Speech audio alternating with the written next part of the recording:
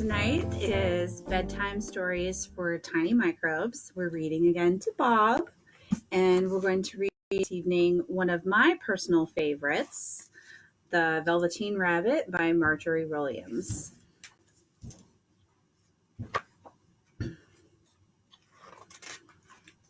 There once was a Velveteen Rabbit, and in the beginning he was really splendid. He was fat and bunchy, as a rabbit should be. His coat was spotted brown and white. He had real thread whiskers, and his ears were lined with pink sateen. On Christmas morning, when he sat wedged in the top of the boy's stocking, with a sprig of holly between his paws, the effect was charming. There were other things in the stocking: nuts and oranges and a toy engine, and chocolate almonds and a clockwork mouse.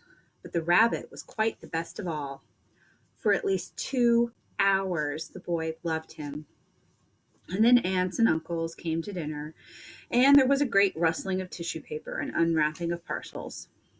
And then the excitement of looking at all the new presents, the Velveteen Rabbit was forgotten.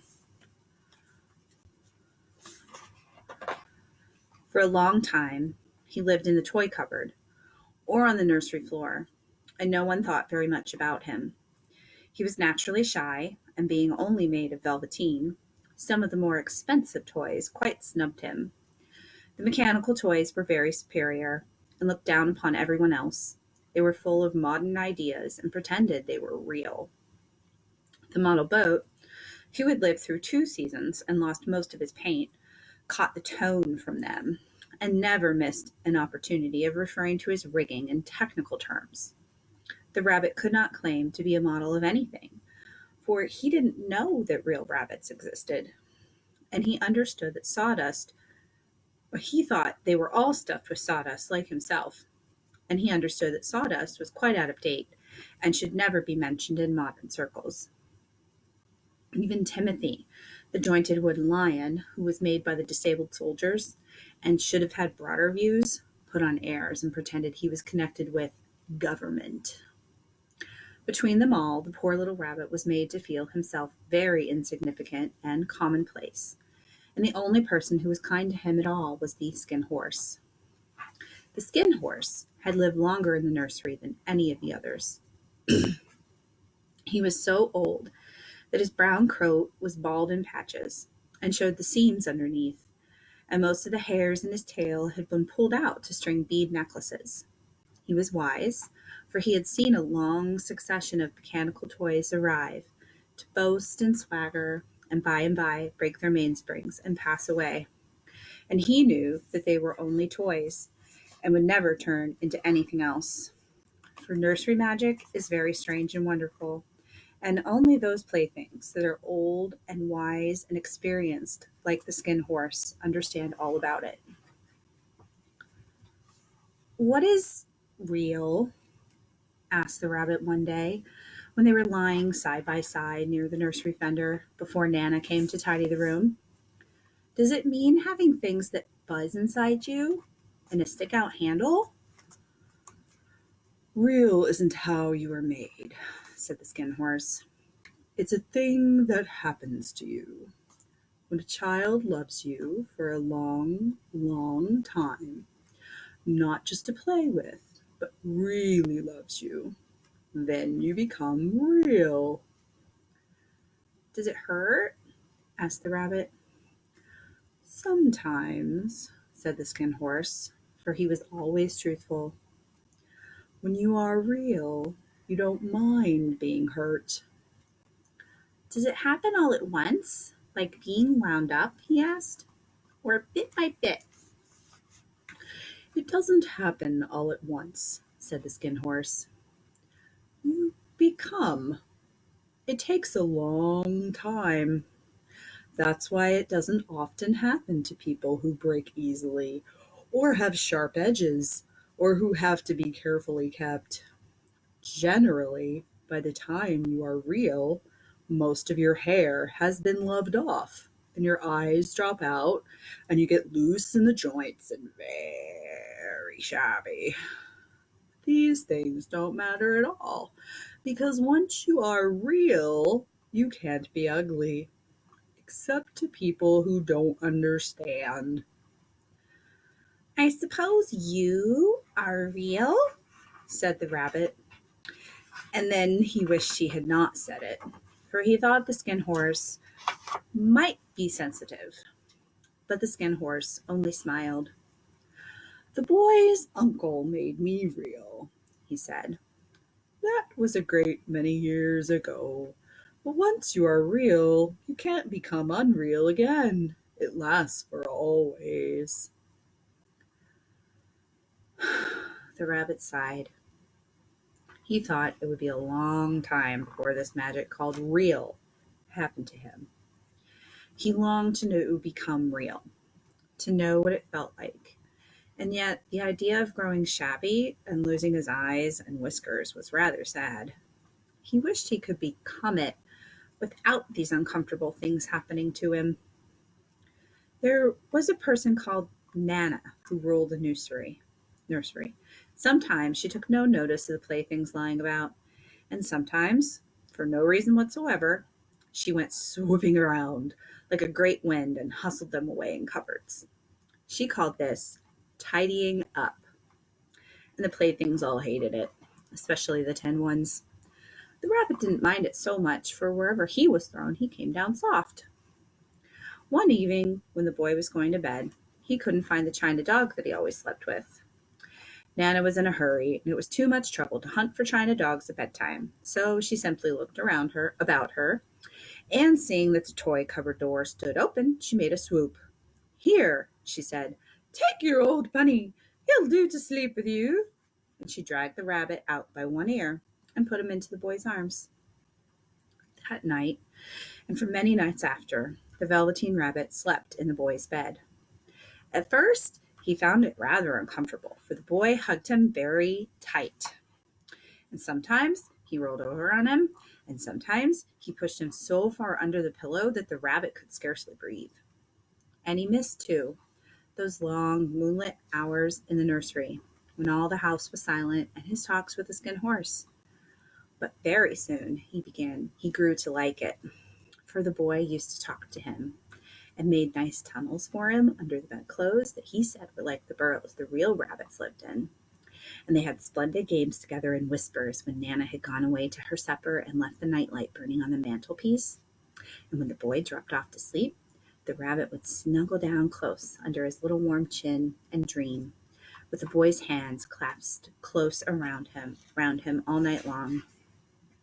And so time went on, and the little rabbit was very happy, so happy that he never noticed how his beautiful velveteen fur was getting shabbier and shabbier, and his tail coming unsewn, and all the pink rubbed off his nose where the boy had kissed him. Spring came, and they had long days in the garden, for wherever the boy went, the rabbit went too. He had rides in the wheelbarrow, and picnics on the grass, and lovely fairy huts built for him under the raspberry canes behind the flower border. And once, when the boy was called away suddenly to go out to tea, the rabbit was left out on the lawn until long after dusk. And Nana had to come and look for him with the candle, because the boy couldn't go to sleep unless he was there. He was wet through with dew and quite earthy from diving into the burrow where the boy had made for him in the flower bed, and Nana grumbled as she rubbed him off with a corner of her apron. You must have your old bunny, she said. Fancy all that fuss for a toy. The boy sat up in bed and stretched out his hands. Give me my bunny, he said. You mustn't say that. He isn't a toy. He's real. When the little rabbit heard that, he was happy, for he knew that what the skin horse had said was true at last. The nursery magic had happened to him, and he was a toy no longer. He was real. The boy himself had said it. That night, he was almost too happy to sleep, and so much love stirred in his little sawdust heart that it almost burst. And into his boot-button eyes, that had long ago lost their polish, there came a look of wisdom and beauty, so that even Nana noticed it next morning when she picked him up and said, I declare if that old bunny hasn't got quite a knowing expression. That was a wonderful summer. Near the house where they lived was a wood, and in the long June evenings the boy liked to go there after tea to play. He took the Velveteen Rabbit with him, and before he wandered off to pick flowers or play at brigands among the trees, he always made the rabbit a little nest somewhere among the bracken, where he would be quite cozy, for he was a kind-hearted little boy, and he liked Bunny to be comfortable. One evening, while the rabbit was lying there alone, watching the ants that ran to and fro between his velvet paws in the grass, he saw two strange beings creep out of the tall bracken near him. They were rabbits, like himself, but quite furry and brand new. They must have been very well made, for their seams didn't show at all, and they changed shape in a queer way when they moved. One minute they were long and thin, and the next minute fat and bunchy, instead of always staying the same like he did. Their feet patted softly on the ground, and they crept quite close to him, twitching their noses. A rabbit stared hard to see which side the clockwork stuck out, for he knew that people who jump generally have something to wind them up. But he couldn't see it. They were evidently a new kind of rabbit altogether. They stared at him, and the little rabbit stared back, and all the time their noses twitched. "Why don't you get up and play with us?" one of them asked. "I don't feel like it," said the rabbit, for he didn't want to explain that he had no clockwork. "Oh," said the furry rabbit, "it's as easy as anything." And he gave a big hop sideways and stood on his hind legs. "I don't believe you can," he said. "I can," said the little rabbit. "I can jump higher than anything." He meant when the boy threw him, but of course he didn't want to say so. "Can you hop on your hind legs?" asked the furry rabbit. That was a dreadful question. The Velveteen Rabbit had no hind legs at all. The back of him was made all in one piece, like a pincushion. He sat still in the bracken and hoped the other rabbits wouldn't notice. "I don't want to," he said again. But wild rabbits have very sharp eyes, and this one stretched out his neck and looked. "He hasn't got any hind legs," he called out. "Fancy a rabbit without any hind legs!" And he began to laugh. "I have," cried the little rabbit. "I have got hind legs. I am sitting on them." "Then stretch them out and show me." "Like this," said the wild rabbit, and he began to whirl round and dance till the little rabbit got quite dizzy. "I don't like dancing," he said. "I'd rather sit still."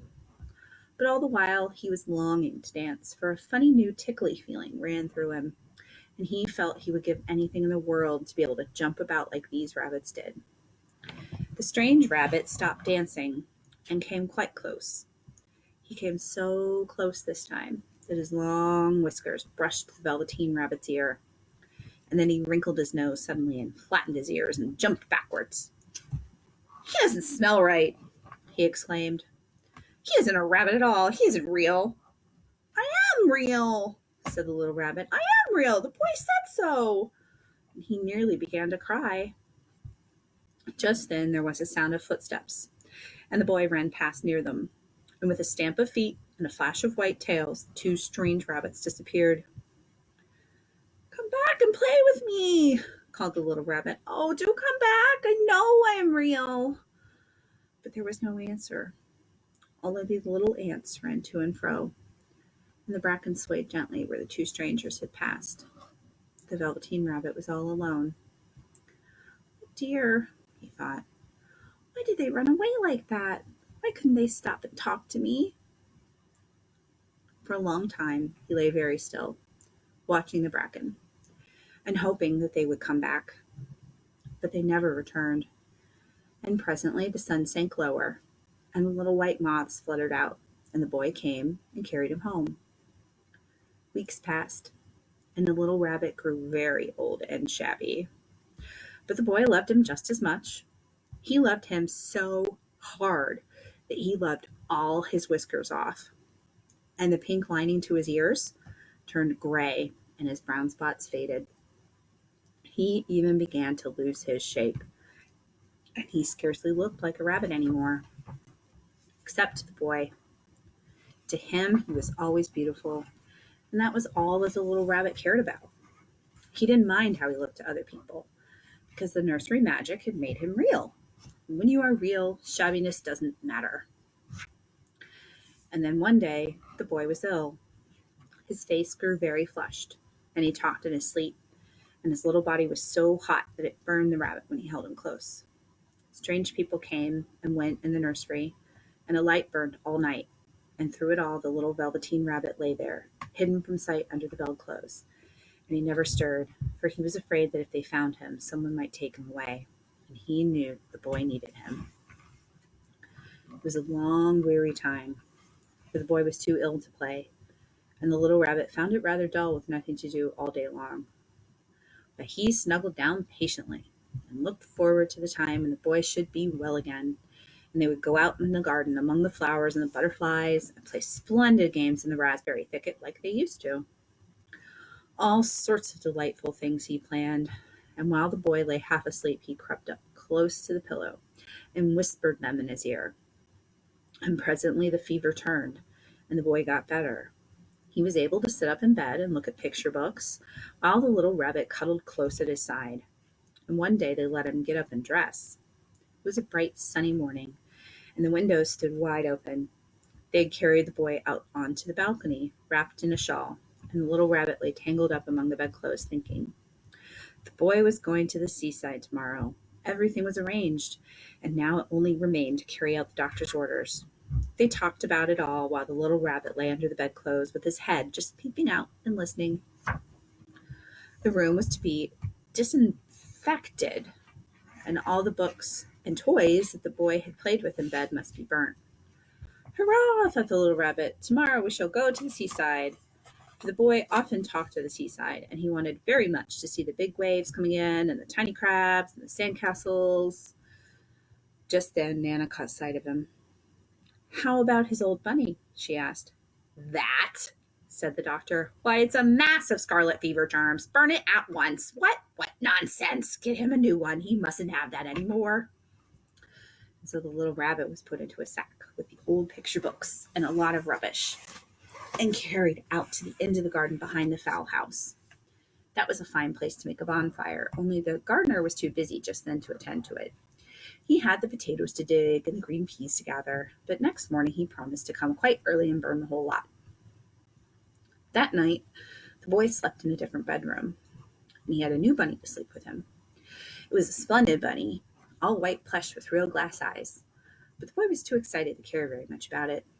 For tomorrow he was going to the seaside, and that in itself was such a wonderful thing that he could think of nothing else.